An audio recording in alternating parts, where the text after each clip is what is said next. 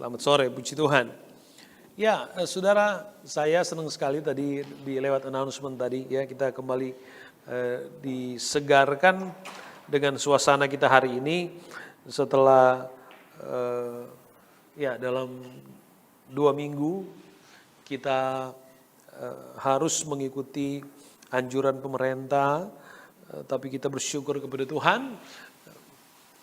Kita ada di state dan kita ada di kota di mana kita percaya Tuhan memelihara dan menjaga kita. Puji Tuhan. Dan akhirnya kita bisa face to face lagi, saudara ya, face to face lagi. 2 minggu nggak face to face rasanya gimana gitu ya, saudara. Oke, mari saudaraku, kita masih di bulan Januari, kita masih ada di awal tahun ini, kita masih sedang bicara tentang tema pelayanan kita pada tahun ini. Saudara ingat tema pelayanan kita, masih ingat saudara?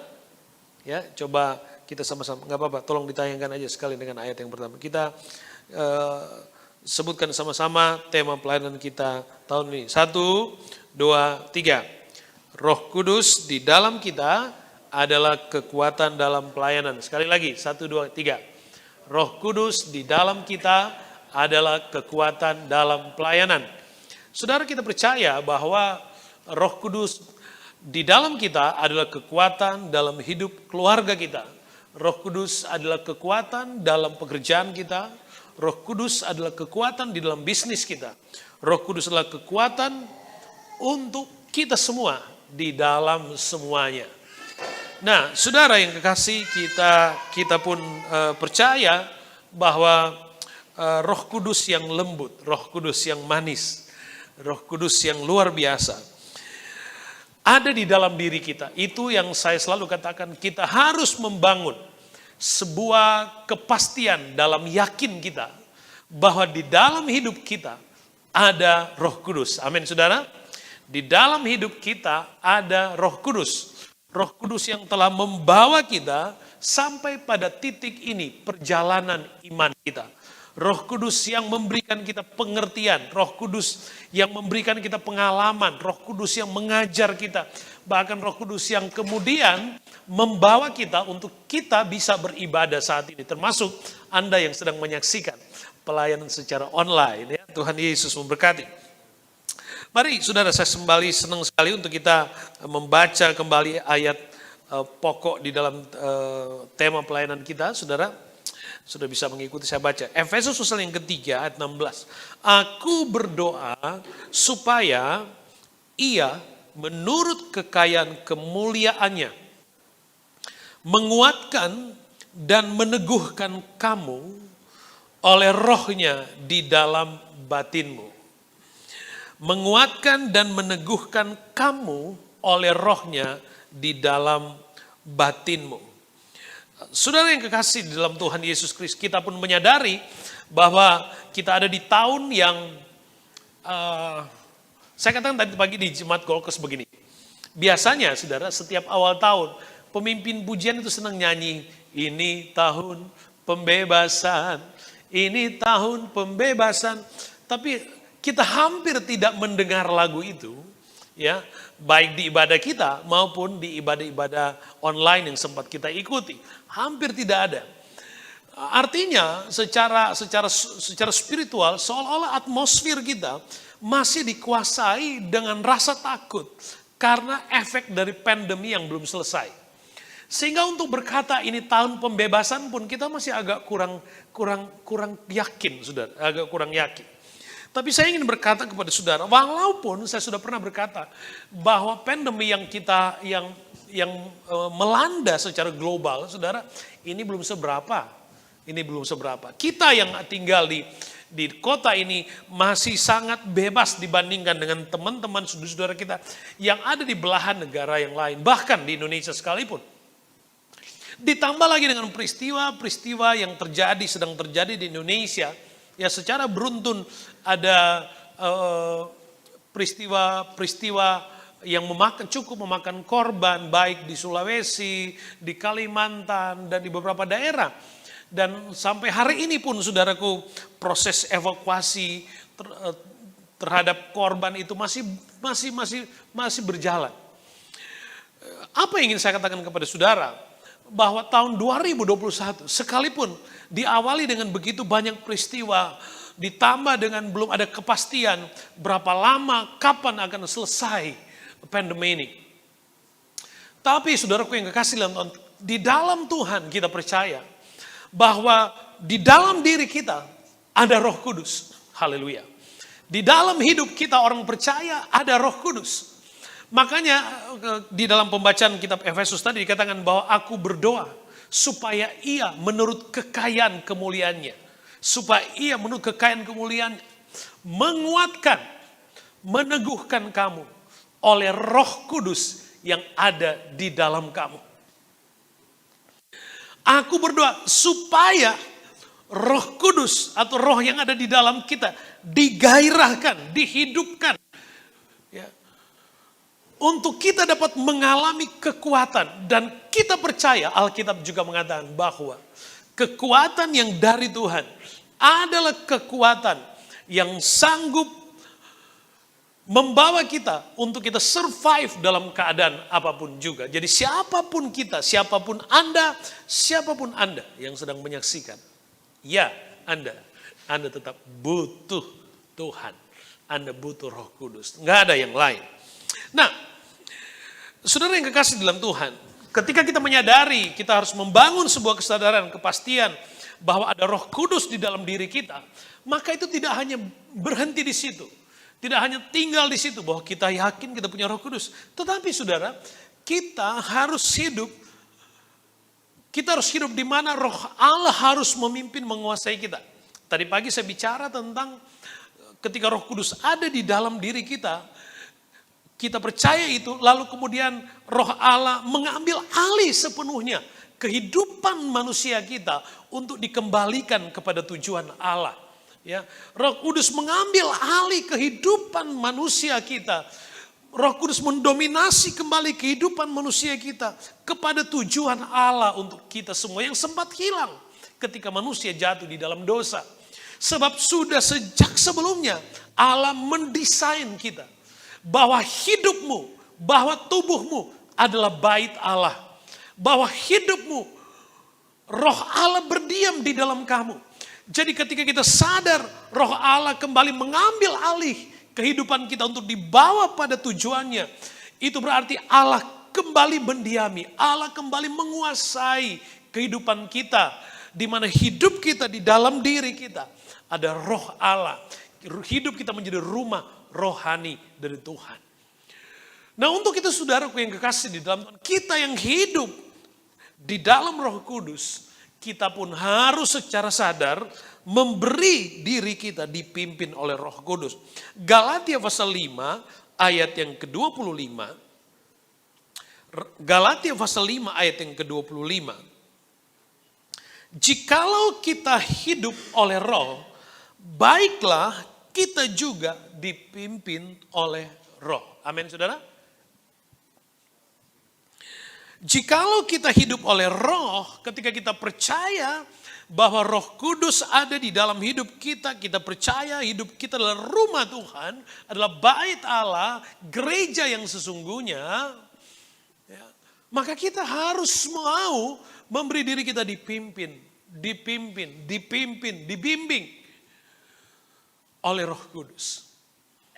Apa artinya kehidupan kita hanya sampai pada pengertian bahwa di dalam diri ini ada Roh Kudus, tapi kita tidak punya kesadaran dan kerelaan untuk hidup di dalam pimpinan Roh Kudus. Pimpinan Roh Kudus. Yang berbeda dari manusia kita, saudara, ketika kita percaya kepada Tuhan, adalah ketika kita menerima Tuhan dan percaya kepada Tuhan Yesus Kristus, maka manusia rohani kita kembali dihidupkan oleh Allah. Di mana Roh Allah kembali menguasai kita. Tapi manusia fisik, manusia jasmani kita masih sama. Namamu masih sama, ya nama, hidungnya tetap sama mancungnya, ya rambutnya tetap sama gitu kan, warnanya maksud saya, ya sama saudaraku, ya. Tetapi ada di dalam manusia rohani kita, Allah semakin mendewasakan kita. Kita dikembalikan pada desain awal untuk Allah dengan secara bebas dapat membawa Anda dan saya kepada tujuannya yang mulia. Dan untuk itu kita harus taat, kita harus dipimpin oleh Roh Kudus. Dipimpin oleh Roh Kudus. Kalau kita berkata, kita hidup oleh Roh, maka kita harus mau dipimpin oleh Roh Kudus. Haleluya. Saudara, ada banyak contoh di dalam Alkitab. Bagaimana tokoh-tokoh Alkitab dipimpin oleh Roh Kudus. Saya mengambil satu, saudara, kita ambil dulu di dalam Markus pasal 12 ayat 36 yang sangat related banget dengan ayat yang setelahnya. Markus 12 ayat 36 katakan begini. Daud sendiri oleh pimpinan Roh Kudus, ya. Daud dipimpin oleh Roh Kudus. Berkata, Tuhan telah berfirman kepadaku, duduklah di sebelah kananku, sampai musuh-musuhmu kutaruh di bawah kakimu. Mazmur 110 ayat yang pertama. Masih sama. Mazmur 110 ayat yang pertama. Mazmur Daud, demikianlah firman Tuhan kepada Tuanku. Duduklah di sebelah kananku sampai kubuat musuh-musuhmu menjadi tumpuan kakimu. Saudara, Daud dipimpin oleh Roh Kudus. Dia hidup oleh Roh Kudus dan dia memberi dirinya dipimpin oleh Roh Kudus.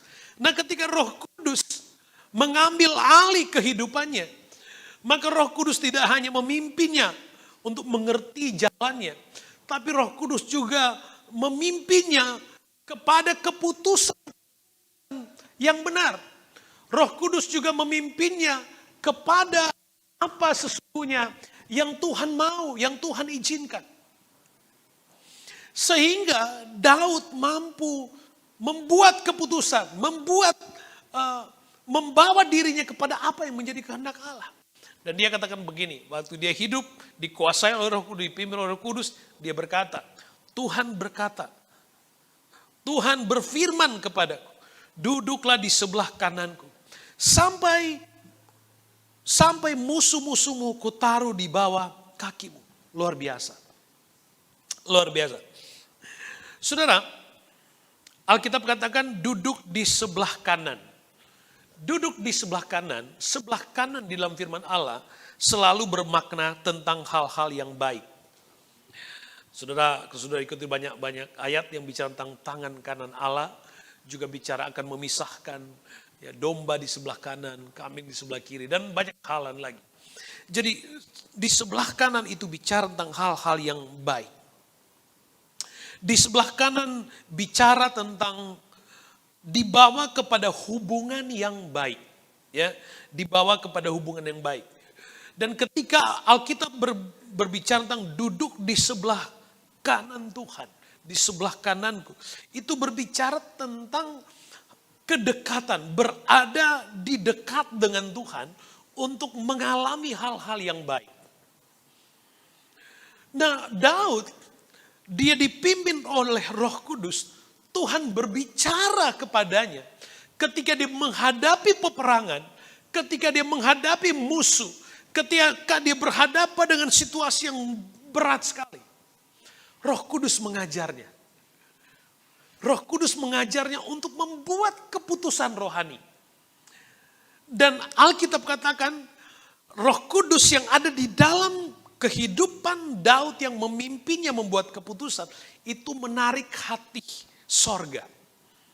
Sehingga saudara, Alkitab katakan Tuhan berkata kepada Daud, duduklah di sebelah kananku. Sebelah kanan adalah hal-hal yang baik. Duduk bicara tentang kedekatan di sebelah kanan. Pada bagian ini Alkitab ingin menceritakan tentang persekutuan dengan Tuhan. Tentang fellowship dengan Tuhan. Pada suasana peperangan sekalipun. Pada suasana menghadapi hal-hal yang berat sekalipun. Tapi Roh Kudus yang ada di dalam diri Daud, dia mampu mengerti apa yang Tuhan katakan. Sekalipun dia berhadapan dengan peperangan, Tuhan tidak berkata langsung kepada Daud, Daud, ambil pedangmu. Daud, ambil senjatamu. Pergi berperang. Pada bagian yang lain kita melihat ada pengalaman Daud masuk pada peperangan, Tuhan suruh kepada peperangan dan mengalami kemenangan. Tapi pada bagian ini ada sebuah pengalaman kemenangan yang lebih besar. Tuhan tidak katakan Daud strateginya harus seperti ini. Daud kamu harus menggunakan kekuatan ini. Daud kamu harus berperang dari sisi ini. Tidak, sama sekali tidak. Tapi ketika Daud berhadapan dengan musuh.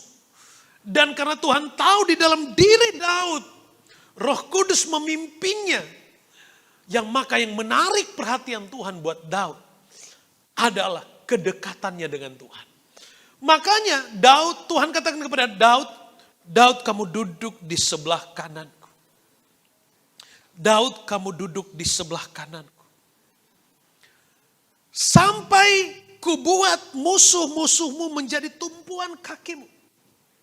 Daud kamu duduk dekat denganku. Nikmati persekutuan denganku.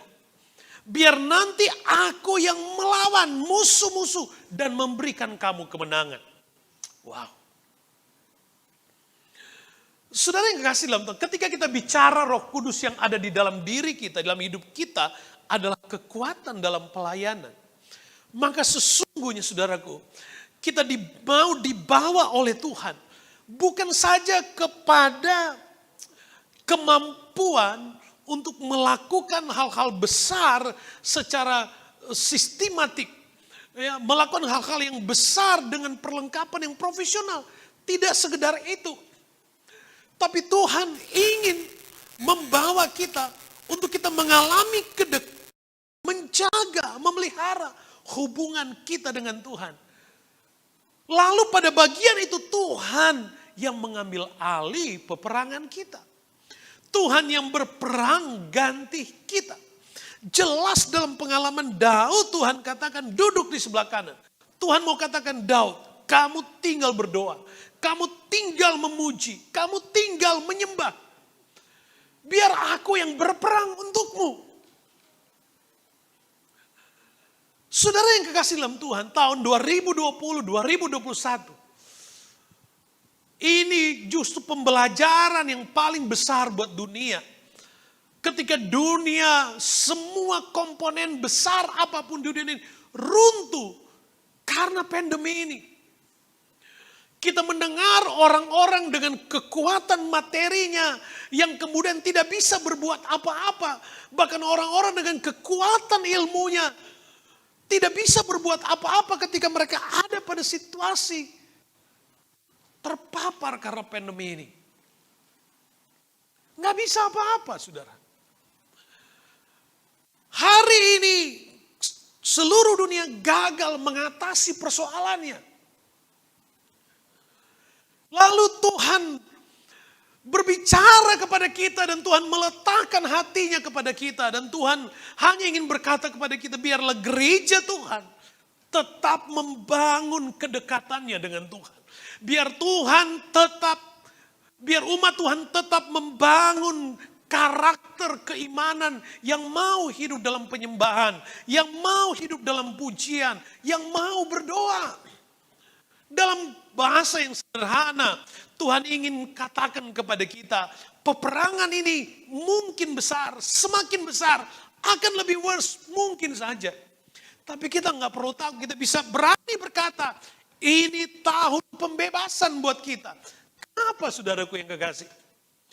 Karena ketika roh Allah ada di dalam diri kita, maka Tuhan pun ingin menikmati persekutuan dengan kita.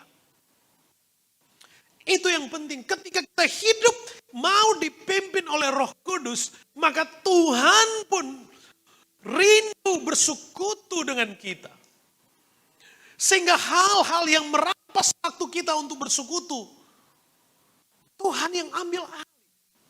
Sehingga hal-hal yang merampas kita untuk menyembah Tuhan, Tuhan yang ambil alih. Termasuk peperangan dan perjuangan apapun yang menghalangi kita. Yang merampas waktu-waktu kita untuk menyembah dan memuji Tuhan. Tuhan ambil alih. Itulah makna roh Allah ada di dalam diri kita. Dia mengajar kita untuk memiliki sensitivitas terhadap keputusan-keputusan rohani. Nah, saudara yang kekasih di dalam Tuhan, hari ini Alkitab ingin mengajarkan, Tuhan ingin Roh Kudus ingin mengajar kepada kita. Betapa pentingnya ibadah itu, betapa pentingnya persekutuan, betapa pentingnya fellowship, betapa pentingnya berdoa, betapa pentingnya ibadah itu, saudara. Apapun situasinya, karena di dalam persekutuan Allah bisa mendapati hati kita dan kita pun bisa menikmati hati Tuhan. Katakan bahwa di dalam ibadah ada tempat terbaik untuk kita menarik jawaban Tuhan, mengalami jawaban Tuhan dan mengerti hati Tuhan dalam ibadah. Itu makna ketika Tuhan berkata, duduk di sebelah kananku, duduk di sebelah kananku, sampai kubuat musuh-musuhmu tunduk kepadamu. Banyak kekristenan, saudaraku yang kekasih dalam Tuhan, saking majunya, saking hebatnya mungkin. Saking terlalu percaya dirinya, saudara. Sehingga mengabaikan peran Roh Kudus di dalam dirinya. Mengabaikan peran Roh Kudus dalam pelayanan. Sehingga justru dia membalik situasinya. Ketika dia berhadapan dengan peperangan, dia berusaha menghadapi peperangan itu dengan kekuatan, dengan pikiran, dengan alasan. Dia memiliki instrumen kekuatan. Dia pikir dia mampu mengalahkan musuhnya. Saudaraku yang kekasih di dalam Tuhan, kalau musuh itu terlihat mungkin agak mudah buat kita mengatasinya. Tapi kalau musuh itu enggak terlihat, makanya Alkitab katakan, peperangan kita bukan melawan darah dan daging, tapi melawan penguasa-penguasa di udara. Dimensi ini Alkitab katakan ada musuh yang tak nampak, saudara. Musuh yang tak terlihat, saudara. Sehingga kita diajar, kita bersyukur kepada Tuhan, Roh Kudus. Pembacaan di dalam Efesus 3:16 tadi jelas. Aku berdoa supaya ia menurut kekayaan kemuliaannya menguatkan dan meneguhkan kamu oleh Roh Kudus yang ada di dalam kamu. Roh Allah yang ada di dalam diri kita dihidupkan. Kita mengerti, kita percaya. Saudaraku yang kekasih di dalam Tuhan Yesus Kristus, hari ini kita diajar oleh Tuhan betapa pentingnya buat kita untuk kembali, gereja harus kembali melipatkan lututnya untuk mencari wajah Tuhan. Gereja harus kembali untuk sujud menyembah Tuhan. Gereja harus kembali kepada penyembahan yang sesungguhnya. Gereja harus kembali kepada pujian sorga. Gereja harus kembali kepada penyembahan yang benar kepada Allah. Sebab itulah kekuatan kita menghadapi peperangan. Ketika gereja hidup dalam pujian, penyembahan dekat dengan Tuhan, maka Tuhan mengambil alih peperangan kita. Dan saya berdoa ketika pilihan tema ini buat gereja kita di Brison maupun di Gold Coast, saya percaya ketika kita mengerti, kita sadar, kita menjaga, memelihara, membangun karakter rohani, di dalam diri kita ada Roh Kudus. Roh Kudus yang mulai mengambil alih kembali totalitas hidup kita kepada tujuan hidup kita menjadi rumah Allah. Dan itu menarik simpati sorga. Dan ketika kita berhadapan dengan peperangan di tahun 2021, gak usah takut. Hari ini kita boleh berkata, kita bahkan boleh nyanyi, ini tahun pembebasan, ini tahun pembebasan, ini tahun kita berani berkata. Kenapa? Kalau Allah yang ambil alih peperangan kita akan sungguh-sungguh hanya bisa menikmatinya. Dan hanya orang yang hidup dipimpin oleh Roh Kudus yang akan mengalami apa yang disebut Tuhan berperang ganti kita. Hanya orang yang dipimpin oleh Roh Kudus.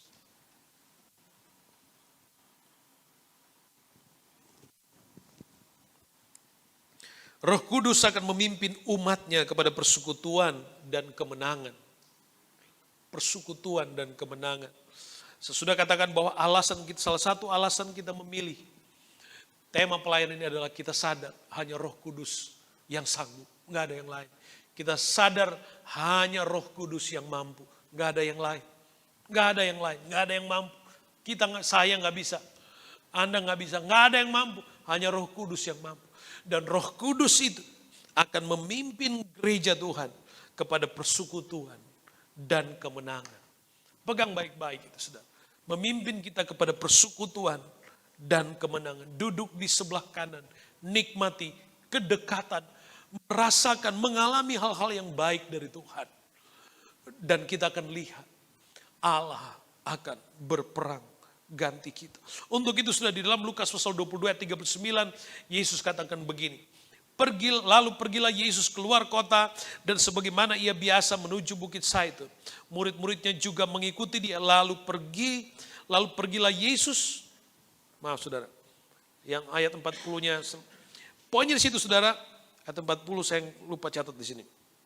Ayat 40 saudara, Yesus katakan, berdoalah kamu supaya kamu jangan jatuh dalam pencobaan. Pada ayat 40 itu jelas. Berdoalah kamu supaya kamu jangan jatuh dalam pencobaan. Itu maksudnya. Duduk di sebelah kanan Allah. Sampai kubuat musuh-musuhmu jatuh di telapak. Ada di bawah telapak kakimu. Tuh Yesus sudah mengingatkan ada pencobaan. Kita akan menghadapi masa-masa sukar. Masa-masa pencobaan. Sebelum antikris itu benar-benar menguasai dunia ini. Ada masa-masa yang sulit. Tetapi saudaraku yang kekasih di dalam Tuhan Yesus Kristus. Yesus sudah mengingatkan kita jauh sebelumnya. Maintain kedekatan kita dengan Tuhan. Makanya saudaraku yang kasih dalam Tuhan. Waktu kita berdoa dalam ibadah hope. Kita berdoa setiap minggu. Itu kekuatan buat kita. Supaya kita tidak jatuh dalam pencobaan. Supaya gereja kita tidak jatuh dalam pencobaan. Itu makna. Sehingga kita harus berdoa kepada Tuhan. Tuhan tertarik dengan persekutuan. Tuhan tertarik dengan orang-orang yang dipimpin oleh Roh Kudus kepada persekutuan. Tuhan tertarik. 1 Korintus 1 ayat 9 katakan begini. Allah yang memanggil kamu kepada persekutuan dengan anaknya Yesus Kristus. Tuhan kita adalah setia. Haleluya. Allah yang memanggil kita semua kepada persekutuan dengan Kristus. Tuhan kita adalah setia. Sekali lagi, yang penting dalam kehidupan rohani kita. Kita menjaga fellowship, menjaga persekutuan. Persekutuan kita dengan Tuhan dan persekutuan kita dengan sesama. Dan pada bagian ini Alkitab katakan kita akan mengalami kesetiaan Allah. Mengalami kesetiaan Allah.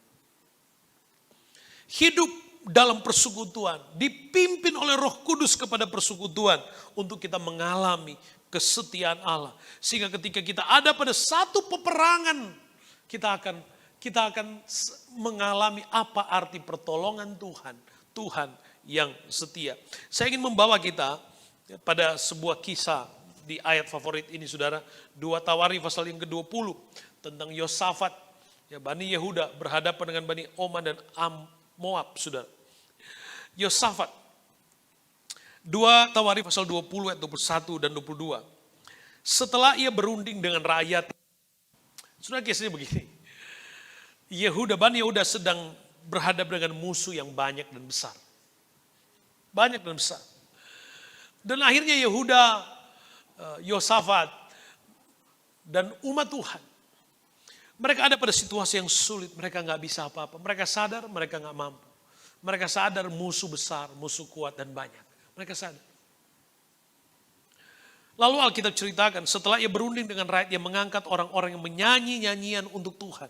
Dan memuji Tuhan dalam pakaian kudus. Nyanyi, memuji Tuhan dalam pakaian kudus.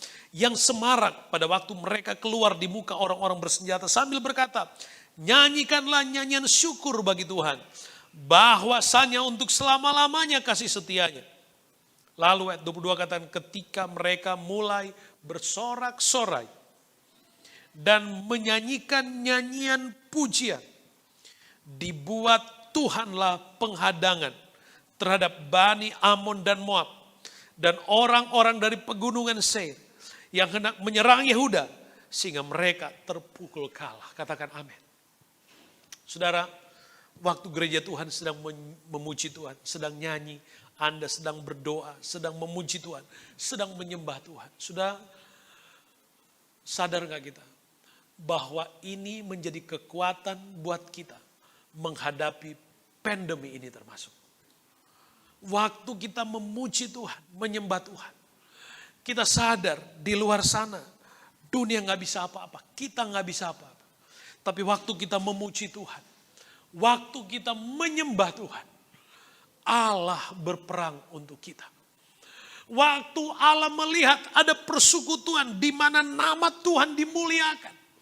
Ada persekutuan orang-orang mencari wajah Tuhan di dalam doa. Dengan sepenuh hati. Maka Alkitab katakan Allah akan memberikan kemenangan. Allah waktu sedang memuji Tuhan, Allah mulai bekerja. Makanya saudaraku yang kasih lihat dalam Tuhan, yang terbaik buat kita hari-hari ini. Jaga hidup rohani kita untuk belajar tetap hidup di ruang rohani kita. Untuk tetap menyembah Tuhan, tetap memuji Tuhan. Nyanyikanlah ucapan syukur kepada Tuhan. Ucapan syukur kepada Tuhan. Di dalam ucapan syukur ada jawaban. Di dalam ucapan syukur ada kekuatan. Di dalam ucapan syukur ada kehidupan. Sehingga ketika kita nyanyikan nyanyian ucapan syukur, maka roh kita akan terus hidup. Roh kita akan terus mendewasakan kita. Roh Kudus akan terus memimpin kita. Roh Allah berdiam di dalam diri kita untuk terus menarik simpati sorga. Untuk kita mengalami kemenangan demi kemenangan. Dan Anda kita semua yang hidup dipimpin oleh Roh Kudus. Mari saudaraku yang kasih, teruslah dengan sadar dan rela mau dipimpin oleh Roh Kudus. Alami jawaban dan pertolongan Tuhan. Tuhan Yesus memberkati kita semua. Kita bangkit berdiri bersama saudara yang kekasih di dalam Tuhan. Saya rindu, mari pemain musik boleh maju ke depan. Saya rindu saudaraku yang kekasih dalam Tuhan. Sekiranya di akhir ibadah ini, biarlah pujian kita, biarlah penyembahan kita boleh bermakna kemenangan. Penyembahan kita boleh memberi makna kekuatan, boleh memberi makna jawaban buat kita. Sebab ketika kita menyembah Tuhan, maka di bagian yang lain, dari kehidupan kita, Allah mengerjakan bagiannya untuk kita. Ketika Anda yang sedang beribadah bersama dengan kami, Anda berdoa, Anda memuji Tuhan bersama dengan kami. Di dalam pujian ini bermakna peperangan. Di dalam bermakna kekuatan. Di dalam pujian ini bermakna jawaban. Dalam pujian ini bermakna Tuhan memberikan pertolongan yang sempurna. Haleluya. Engkau ada bersamaku di setiap musim hidup.